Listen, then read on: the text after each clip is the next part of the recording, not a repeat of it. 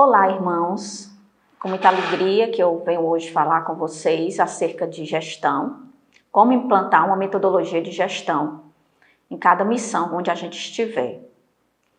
Eu sou Isabel Calado, trabalho aqui no Economato tem cerca de 2 anos e venho desenvolvendo um trabalho aqui no setor administrativo, onde eu acompanho os setores produtivos, os grandes setores produtivos, acompanho os SEBs, as casas da comunidade de vida, também toda a parte de engenharia, questão de obras e todos os econômicos de Fortaleza. Então a gente traz aqui para vocês uma partilha de como a gente pode inserir essa motivação de gestão, esse planejamento de gestão dentro da nossa obra e dentro da nossa missão. E eu queria começar essa fala, essa partilha com vocês, falando um pouco e começando pelo nosso escrito, a profissionalização, onde no parágrafo 1 e 2 o nosso fundador fala: a profissionalização é fundamental na obra Shalom. Constatamos sua necessidade, além de reconhecermos que, sem dúvida, é vontade de Deus nossa profissionalização para o bem da obra. Então é muito importante que a gente entenda que nós trazemos instrumentos do mundo para o serviço da vinha do Senhor. E que é do coração de Deus que a vinha do Senhor cresça cada vez mais. E para que ela cresça, a profissionalização é um caminho que precisa ser tomado por nós econômicos como referência, né? Nos capacitarmos, planejarmos, desenvolvermos nossos projetos, aprendermos a liderar pessoas, aprendermos a tratar as pessoas como Deus nos trata, para que dessa forma todo o trabalho na vinha tenha sentido e ganhe também, que a gente cumpra os desígnios de Deus a nosso respeito. Aqui no 2 ele fala: a nossa companhia de pesca tem que funcionar bem, a fim de pescar com crescente eficiência e assim fazer crescer o reino de Deus. Então, a fim de pescar com crescente eficiência. Essa palavra eficiência e eficácia, né, são palavras tão parecidas, mas que nos retratam muitas vezes, né? Às vezes a gente se perde em muitos detalhes e perdemos essa graça da eficácia e da eficiência. E qual é a diferença, né, entre eficácia e eficiência? Eu trouxe aqui para vocês uma definição mesmo dos nossos dicionários, dos nossos conceitos de administração, né? Onde a eficiência é o ato de fazer certo as coisas e eficácia é o ato de fazer as coisas certas. Então, além de sabermos fazer as coisas certas, nós precisamos fazê-las certo. Então, isso é eficiência, isso é eficácia, isso vai promover cada vez mais a vontade de Deus e o crescimento da nossa vinha. Por isso, no desafio da nossa missão, precisamos ter como foco e em mente que é vontade de Deus sim, a nossa profissionalização, é vontade de Deus sim, sermos um povo cada vez mais eficiente, cada vez mais eficaz, para cumprirmos os desígnios de Deus a nosso respeito. E lá no parágrafo 9 e no parágrafo 10, o Moisés vai nos dizer: somos operários da vinha do Senhor. Devemos trabalhar com afinco e dedicação para que esta vinha cresça e produza muitos frutos. Devemos ser práticos e concretos em nosso trabalho e transformar esta vinha em algo que realmente atinja aqueles que Deus visa atingir através de nós. Isto exige perseverança, dedicação, trabalho e amor.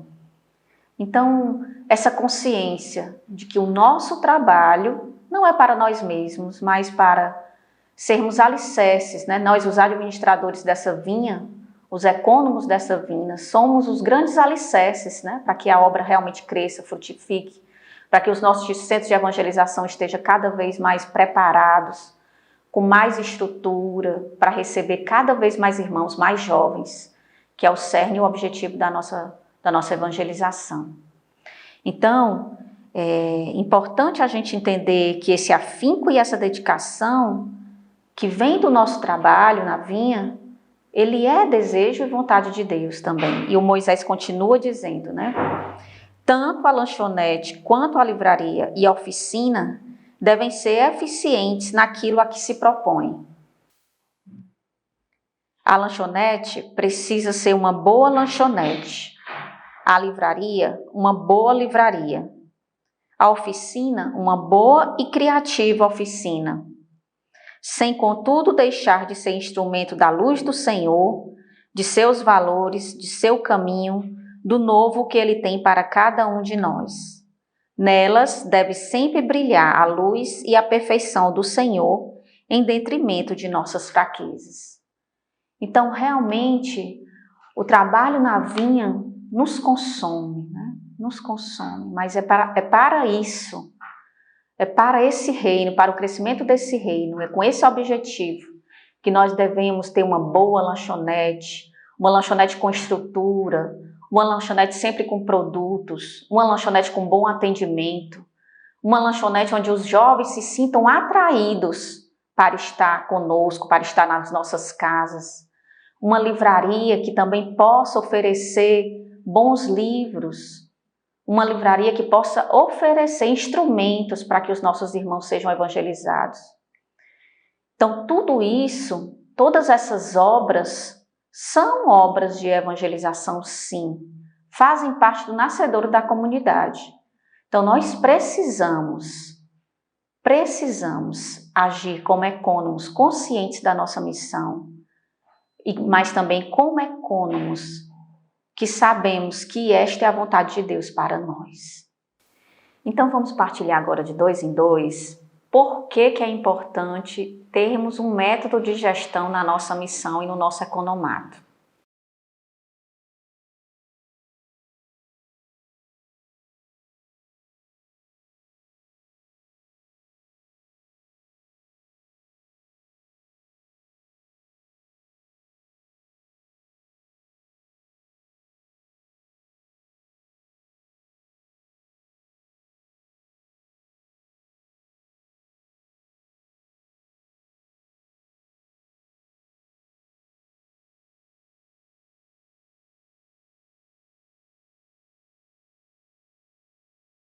Pronto? Ficou claro por que é importante a gente ter um método de gestão? Então, agora nós vamos falar um pouco sobre o que é gestão. Você já parou para pensar o que é gestão? Essa palavra que hoje está tão em moda, que muitas pessoas usam. O que é gestão? Então, gestão é um termo que foi criado na década de 50, depois da Revolução Industrial, e tem a ver com a administração. É uma ciência social, uma ciência humana, que agrega vários outros conhecimentos, como o direito, a matemática, como a contabilidade, a economia. Um administrador é um profissional completo, que ele acaba tendo que conhecer várias áreas do conhecimento. Mas o principal foco de um administrador é realmente trabalhar com os recursos que ele dispõe da melhor forma e de forma que dê um bom resultado para a sua empresa. Isso a gente faz na nossa família, isso a gente faz no nosso grupo de oração, isso a gente faz num grupo de colégio, isso a gente faz em todos os lugares que nós estamos. Porque os recursos não só são os recursos financeiros, mas são também os recursos de pessoas, os recursos de estrutura, todos esses recursos e até a escassez desses recursos, que também a escassez desses recursos precisa que o administrador esteja bem atento para saber como fazer para que aquela ação que ele precisa desenvolver dê um bom resultado.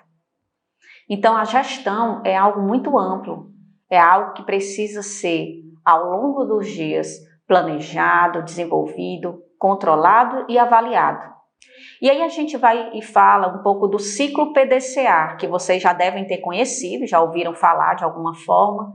A administração moderna ela trabalha muito nisso, no ciclo PDCA. O P é de planejamento, o D de desenvolvimento, o C de controle e o A de avaliação. Então, o que é que esses estudiosos da administração nos ensinam? Que nós devemos sempre, todos os nossos projetos devem ser bem planejados, devem ter devem ser desenvolvidos, devem ser controlados por nós e devem ser avaliados. E eu trouxe para vocês hoje uma metodologia que se chama metodologia ágil, que está sendo implementada hoje nas grandes empresas para facilitar o papel do administrador, e no nosso caso do econômico, para poder planejar, desenvolver e controlar bem as suas ações. Eu trouxe para vocês aqui esses 2 documentos da igreja, é uma carta circular, orientações para a gestão dos bens nos institutos de vida consagrada e nas sociedades de vida apostólica, e também é a economia a serviço do carisma e da missão, bons administradores da multiforme graça de Deus. Então, são 2 cartas, né, escritas pelo documento da igreja, né, escrita pelos nossos bispos, também tem algumas interferências do Papa, algumas falas, que nos auxiliam, né, a tratarmos essa questão da economia e do serviço do carisma e da missão, de forma como gerir bem, como fazer essa boa gestão dos nossos recursos. Então, a nossa igreja também está muito preocupada com isso, né? Para nos dar toda essa formação, toda essa competência, toda essa responsabilidade que a gente tem como econômico de realmente administrar muito bem os nossos recursos para a glória de Deus e para o crescimento da vinha e também de toda a igreja. Então, eu queria também trazer para vocês o perfil do econômico, porque a gente pode se perguntar, né? Puxa vida, e que características tem esse econômico, né? O que é que eu preciso ter?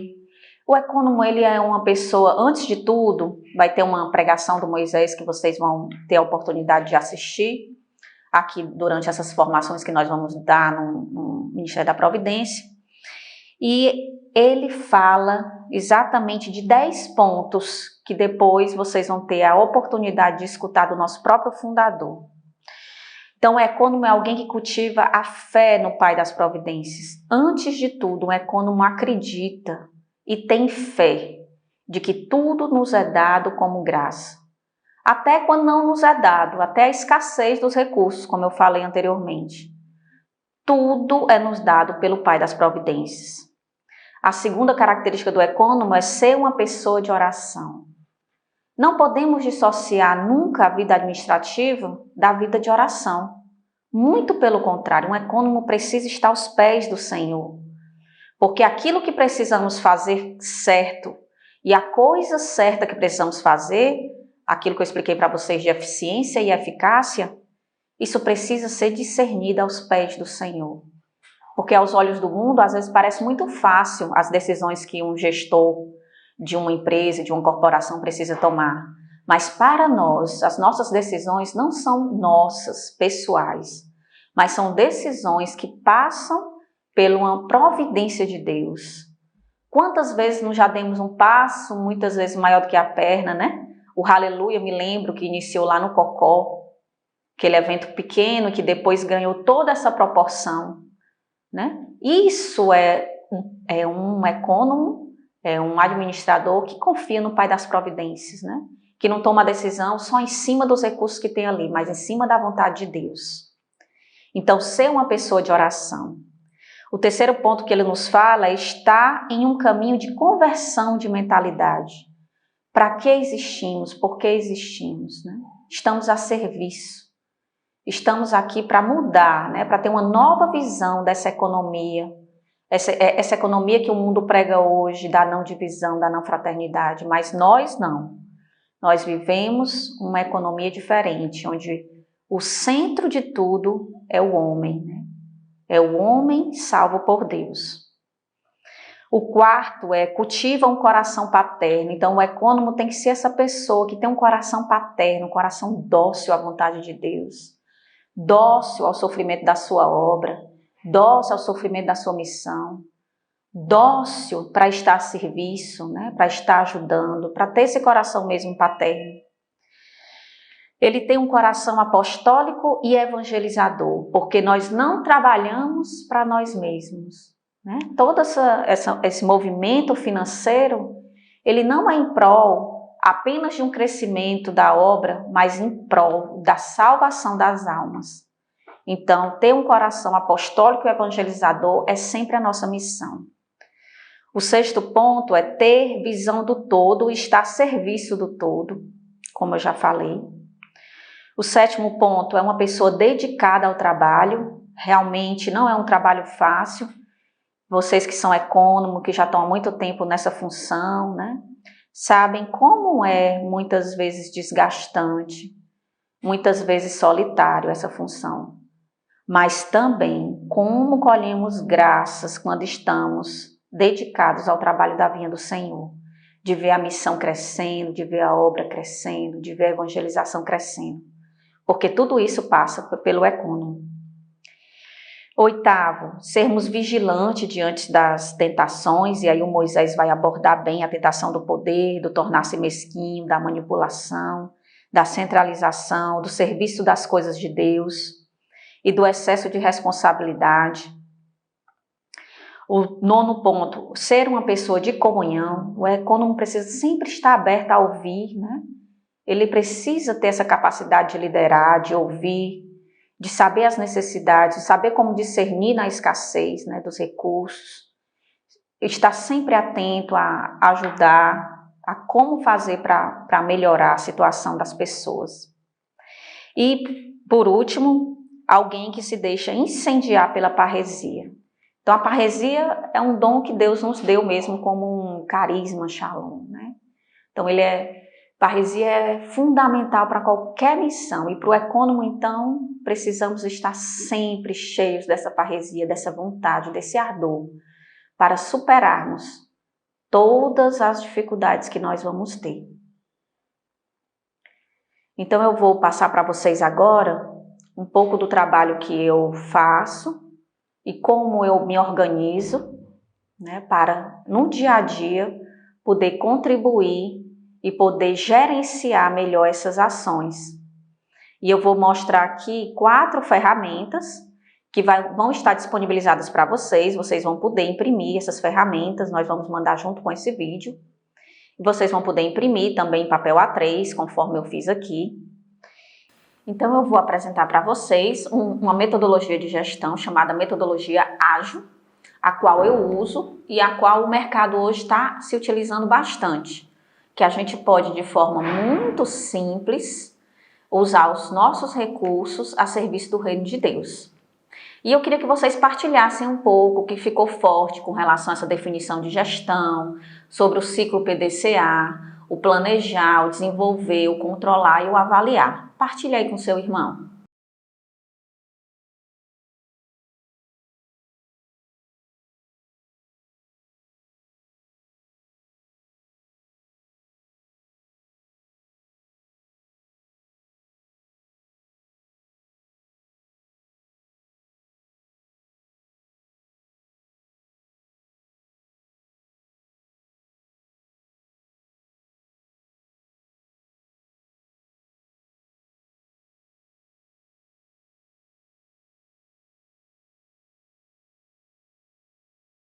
Então, a gente vai falar agora da implantação do modelo de gestão ágil. E eu costumo usar post-it. Vocês devem conhecer. Então, post-it de todos os tamanhos, de todas as cores, né? Para a gente poder fazer essa metodologia de gestão ágil. Por quê? Porque a ideia é que a gente faça isso de forma colaborativa e a ideia também é que a gente possa, ao longo dos dias, ir trocando esses papeizinhos de local, certo? E aí eu vou ensinar para vocês agora como é que a gente deve fazer isso e trabalhar com esse post-it de forma muito prática, um modelo muito barato, mas que vai ajudar muito vocês a incrementar aí o processo de trabalho de vocês. Então, o primeiro passo que vocês precisam entender é que precisa ser separado o que é processo de gestão do que é projeto de gestão. Então, seus processos diários, pagamentos de contas, atender o irmão, acompanhar seu irmão, olhar um imóvel para alocar, são processos diários que você faz no economato. Projetos de gestão é diferente. Então, vocês vão precisar fazer uma noite temática aí no SEV de vocês, na missão de vocês. Então, para isso, é importante que se crie um projeto. Para quê? Para que você possa planejar, desenvolver, controlar e avaliar. É aquele PDCA que eu ensinei para vocês. Planejar, desenvolver, controlar e avaliar. Tenham sempre em mente esses 4 passos, tá certo? E como é que a gente faz isso de forma muito prática? Primeira coisa que você precisa fazer é montar a sua equipe, né? A sua equipe de trabalho, aquela pessoa que está ali trabalhando com você, ou 1 ou 2, o seu coordenador de eventos, o seu tesoureiro, né? A pessoa que está mais próxima de você. Você vai montar, pegar aquele pessoal, convidar para explicar sobre esse projeto. Então, o primeiro passo do projeto é usar a ferramenta Canvas. Vocês já ouviram falar? Canvas é esse modelo, né, de você fazer uma gestão de forma integrada com outras pessoas, colaborativa, mas também um processo que fique visual na sua parede, lá na sua salinha do Economato. Então, como é que você vai fazer isso? Primeira coisa, você vai definir com a sua equipe quais são os 3 principais projetos para os próximos 3 meses, por exemplo. Se vamos dizer que vocês estão precisando consolidar o Economato do seu SEV, da sua missão, que é o projeto que tem aqui como exemplo, ou quer dizer que vocês estão precisando criar as noites temáticas, ou outro projeto que vocês podem desenvolver, vocês precisam organizar o evento Aleluia aí na sua cidade, né, como eu estou falando para todas as missões. Então tem várias coisas que vocês fazem a nível de projetos. Então é importante que vocês listem quais são os principais projetos para poder começar a trabalhar com essa ferramenta. O segundo passo, depois que vocês listam esses projetos, é você começar a pensar. Eu aqui escolhi o projeto Consolidar o Economato do seu SEV ou da sua missão. Então você vai começar a pensar com a sua equipe sobre esse projeto. E aqui eu vou tirar esses papeizinhos que já estão aqui, certo? O post-it é exatamente para isso, para que você possa colar e desgrudar, errou, escreve de novo, tá bom? E eu vou tirar para que vocês possam verificar de que forma isso pode ser construído. Então, qual é o primeiro passo que você deve fazer? Projeto Consolidar o Economato do seu SEV. Qual é a justificativa? Quais são as justificativas para que vocês... por que é importante você consolidar o Economato do seu SEV?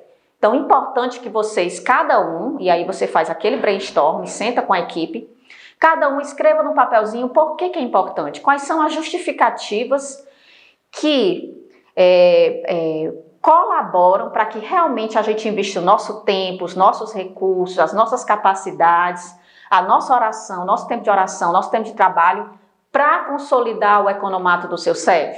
Então, vocês vão lá, escrevem nos papeizinhos o que é que vocês acham, cada um vai lá e escreve, né? Então, você pode achar que uma justificativa seria organizar processos e rotinas. Isso é muito importante para consolidar o Economato do meu SEV. Então, eu acho que isso é uma justificativa que realmente merece, né? Outro irmão pode dizer, eu preciso ter um formato de trabalho com foco. Então, você vai lá e coloca as justificativas. Muito importante vocês iluminarem aí o máximo de justificativas, porque dessa forma vocês vão criando também empatia uns com os outros e vão começando a se relacionar melhor, vão começando a perceber quais são as dificuldades dos outros, e aí vocês também vão criar um modelo de gestão que facilite também o entrosamento e a comunicação de vocês. Importante vocês saberem que o sucesso de todo projeto depende 80% da sua boa comunicação. A comunicação é fundamental para que todo o projeto saia muito bem. Então, desde o planejar até o desenvolver, até o controlar e o avaliar, você precisa estar muito bem, se comunicar muito bem com a sua equipe. Deixar claro qual é o trabalho de cada um, quanto tempo cada um tem para fazer. Então, muito importante que você, também como líder desses projetos, né, como ecônomo da sua missão, você realmente tenha a comunicação como algo muito importante. O segundo passo são os critérios de sucesso.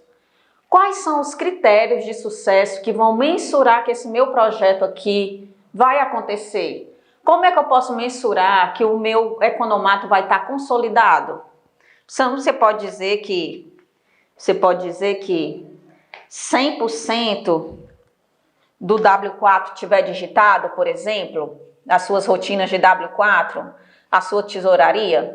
Se 100% do seu W4 tiver digitado, você pode considerar que isso é um critério de sucesso, isso é um indicador que vai lhe dizer que você realmente consolidou, realmente conseguiu colocar esse projeto em ação, assim como outros. Nos critérios de sucesso, a gente sempre tenta colocar números que facilitem a gente ver se realmente o projeto atingiu aquilo que se propunha, tá certo?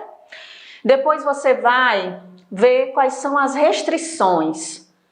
O que são restrições, Isabel? Aquilo que é difícil, não ter o recurso, eu quero fazer consolidar o economato do meu CEF, mas eu não tenho pessoas trabalhando comigo. Então, já coloco aqui, poucas pessoas, né? Deixa eu ver se tem aqui. Falta de controle financeiro, pode ser também uma restrição. Não tenho um computador, por exemplo. Eu não tenho o W4 instalado, eu não tenho as pessoas treinadas. Tudo aquilo que são restrições que podem impactar no sucesso do teu projeto. Então, vocês cada um vai ter a sua ideia e vai colar aqui, certo? Depois você vai ver quais são as entregas, o que é que esse projeto vai realmente entregar para você no final, quando ele estiver pronto. E aqui a gente colocou algumas coisas como suporte devido na evangelização, uma melhor manutenção predial, facilidade para realizar o PO, 100% do ministério engajado, falta de engajamento de pessoas, aqui é a restrição, né, que a gente pode botar para cá, diminuir o risco de prejuízo, né, com um projeto totalmente feito assim, você vai diminuir o risco de prejuízo na sua missão. Depois você vai fazer um brainstorm dos envolvidos. Quem são os envolvidos para que eu possa realmente consolidar isso? Então, o ecônomo é envolvido, o coordenador do SEV está envolvido nesse projeto, a equipe do ministério está envolvida nesse projeto, o pastoreio está envolvido nesse projeto, porque é daqui que eu vou pedir as pessoas e as ovelhas para a gente poder montar a equipe. Sexto passo, quais são os riscos do meu projeto, né? O que é que o meu projeto, o que é que pode acontecer no meu projeto que pode causar riscos a ele? Por exemplo, saída do ecônomo. Você montou o projeto, daqui a 3 meses você teve um problema e vai precisar se ausentar e sair da sua missão. Isso é um risco que pode acontecer. Outro exemplo, falta de unidade do coordenador de SEV do ecônomo. Então, é muito importante que vocês também pensem sobre os riscos do projeto, porque os riscos do projeto a gente pensa muito pouco. E se a gente não pensar nos riscos do projeto, o que é que pode acontecer? A gente fica cego, míope naquela gestão. E a gente já sabendo dos riscos, a gente já vai poder contornar e já criar estratégias para facilitar isso, certo? Então, esse Canvas sendo feito, qual é o segundo passo? Então, com essas ações, a gente termina o nosso Kanban. O segundo passo depois do Kanban é exatamente a gente construir o brainstorm de ações, que é aquele momento onde a gente fica com a equipe pensando quais são as ações que nós vamos precisar descrever, ou fazer, ou implementar para que a gente atinja esse projeto. Então aqui é uma chuva de ideias mesmo, aqui é importante que cada um fique livre, que cada um coloque o que pensa, quais são as ações, o que precisa implementar, e vocês vão escrevendo no post-it e colando aqui. Cada um escreve, vai quantos quiser, vai colando aí quantos quiser, né? Então vocês podem ficar bem à vontade, Aqui é um momento mesmo das ações para concretizar o projeto. Certo? Ficou claro? Depois que vocês concluírem essas ações para concretizar o projeto, vocês vão agora passar para a fase do backlog, que é priorizar essas ações aqui do projeto. Então aqui vai ter ações de tudo que é tipo. Ações que vão ter o nível de prioridade alto, ações que vão ter nível de prioridade médio, nível de prioridade baixa. Então daqui vocês vão começar a tirar essas ações daqui e vão começar a categorizar lá no backlog. Ou seja, treinar a equipe, eu considero o quê? Que é uma ação de prioridade alta, média ou baixa para consolidar o meu projeto? Então vamos dizer que a gente acha que treinar a equipe é algo que é muito importante. Então eu vou botar aqui, tem um nível de prioridade 100, então eu vou botar lá. Acompanhamento periódico é uma coisa que é muito importante ou ela tem um nível de prioridade média? É uma coisa que eu tenho que fazer com frequência. Então, a gente acha que é prioridade média. E prioridade baixa? Padronizar os processos. A gente acha que é uma coisa que é alta de prioridade ou a gente acha que é uma prioridade baixa? Eu posso padronizar os processos à medida que a coisa for evoluindo. Então, não preciso parar todo mundo para a gente padronizar os processos agora. Então, eu acho que padronizar os processos fica aqui no nível de prioridade baixo.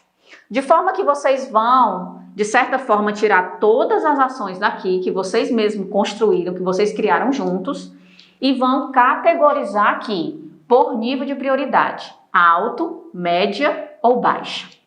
Certo? Ficou entendido? Quando vocês terminarem o backlog de vocês, vocês vão passar agora para a fase sprint, que é exatamente aquela fase onde a gente usa a ferramenta chamada Kanban. Aqui no Kanban é uma forma do Economo ter isso, e esse material todo, gente, precisa estar pregado na salinha de vocês para que toda a equipe, à medida que for lá visitando o centro, né, dando aqueles seus expedientes, vai poder ver tudo que foi colocado aqui, os compromissos que foram no grupo, né, foram definidos. Então, é muito importante que esse material esteja realmente visual lá. Esse material vai estar disponível para vocês vão baixar esse material e vão imprimir numa gráfica rápida. Esse aqui é um papel A3, tá? Só uma dica, não façam em papel couché, porque o papel couché, ele é ruim de manter o post-it pregado. Então, façam no papel normal, um papel cartonado, um pouquinho mais duro, mas façam no papel sem ser couché, tá bom? Um papel normal, que é para que o post-it fique bem pregadinho e não fique caindo. Então, quando vocês terminaram o backlog, vocês vão agora fazer o Kanban. E como é que acontece esse Kanban? Aqui no Kanban, vocês vão exatamente priorizar o tempo que esse projeto vai ser feito. Vamos dizer que esse projeto vai levar um mês, 30 dias. Em 30 dias nós queremos consolidar o economato do seu CEV. Então, em 30 dias nós temos o quê? 4 semanas. O Kanban é feito semanalmente. Então, semanalmente, você vai colocar aqui semana de 1 a 5 de julho, por exemplo, que era aqui o nosso exemplo, que era em julho. Então, a sprint é exatamente o tempo, uma semana, sabendo que o seu projeto vai ser feito em 4 semanas. Então, na primeira semana, quais são as ações que você vai tirar daqui? As ações prioritárias, obviamente, você vai começar a tirar as ações prioritárias daqui para cá. E você vai colocar as ações prioritárias e colocar em ordem. Então, aqui eu até aconselho que vocês usem a mesma cor de post-it, né? Você pode comprar aquele post-it que tem 4 cores. E aí vamos dizer que você tem 4 pessoas na equipe, ou é você e outra pessoa somente. Então, você determina que o seu é o verde, o do seu coordenador de eventos é o azul, né? Para que vocês realmente tenham a nível visual esse impacto, né? De que quais são as tarefas que vocês estão fazendo e quais são as tarefas que o outro está fazendo, tá certo? Principalmente para você, econômico.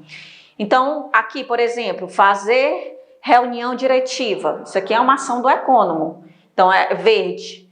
Ele vai fazer Econômo, reunir a equipe do Economato. O que é que ele vai precisar fazer? Ele vai precisar fazer isso.